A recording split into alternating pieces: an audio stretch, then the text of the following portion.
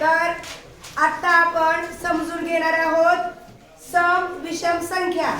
या पाठावर परीक्षेत कशा प्रकारचे प्रश्न येतात त्यापूर्वी सम संख्या म्हणजे काय आणि विषम संख्या म्हणजे काय हे आपल्याला व्यवस्थित समजून घेणं गरजेचं आहे।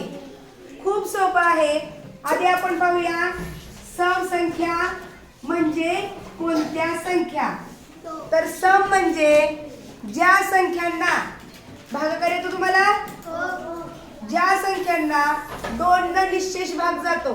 निश्चेष भाग जाणं म्हणजे काय, तर भागाकार केल्यानंतर जिथं बाकी शून्य उरते, जसं की बघा आपण 2 संख्या घेऊया, एक घेऊया 34 आणि दुसरी घेऊया 33। ह्या दोन्ही संख्यांना आपण 2 न भाग घालूया। सुरुवातीला आपण पहिला भागाकार करून घेऊया।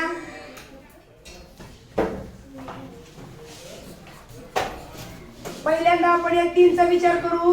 2 च्या पाड्यात 3 आहे का? नाही। पण मग 3 पेक्षा छोटी संख्या आहे का?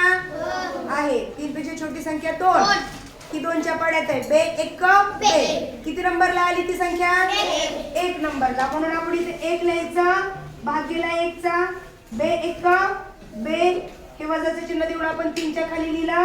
3 मधून 2 कमी केले, किती राहिले? 1। आता वर उरली दुसरी संख्या 4, ती आपण खाली घेऊया। संख्या तयार झाली 14। आता 2 च्या पाड्यात 14 ही संख्या आहे का? कुठे आहे? बे एक बे, बे दोन्ही 4, बे त्रिक 6, बे चौक 8, बे पंचे 10, बे सत 12, बे सती 14। किती नंबरला आहे? 7 नंबरला। म्हणजे इथं भाग गेला आपला 7 चा। 14 मधून 14, कारण बे च्या पाड्यात 7 नंबरला 14 आहे। 14 मधून 14 कमी केले, राहिले 0। आता वर एकही संख्या राहिली नाही, म्हणजे ही आपली बाकी आली। किती आली बाकी? 0। बाकी 0 आली, म्हणजेच 2 न 34 ला निश्चेष भाग गेला। निश्चेष भाग जाणं म्हणजे काय? बाकी 0 उरणं। आणि निश्चेष भाग न जाणं म्हणजे काय? बाकी 0 न उरणं। जसं की आता आपण इथं पाहूया 33 ला 2 न भाग घालूया। या 33 ला 2 न भाग घालूया। 2 च्या पाड्यात 3 नाही, पण 3 पेक्षा छोटी संख्या कोणती आहे? 2। बे एक बे, 3 मधून 2 गेले, उरला 1। वरून घेऊया 3। बे च्या पाड्यात 13 नाही, पण 13 पेक्षा छोटी संख्या 12 आहे। बे सख 12, 13 मधून 12 गेले, 1 उरला। आता वरून काही खाली घ्यायचं राहिलंय का? नाही, म्हणजे ही आली बाकी। किती आली बाकी? 1। इथे निश्चेष भाग गेला का मग? नाही। इथे 2 ने निश्चेष भाग गेला, म्हणजेच बाकी 0 आली। इथं बाकी 1 आली, म्हणजे 33 ला 2 ने निश्चेष भाग गेला नाही।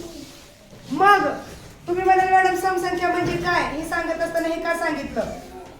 तर सम संख्या म्हणजे ज्या संख्यांना 2 ने निश्चेष भाग जातो त्या संख्या असतात सम संख्या, आणि ज्या संख्यांना 2 न निश्चेष भाग जात नाही त्या सम नसतात, त्या असतात विषम संख्या।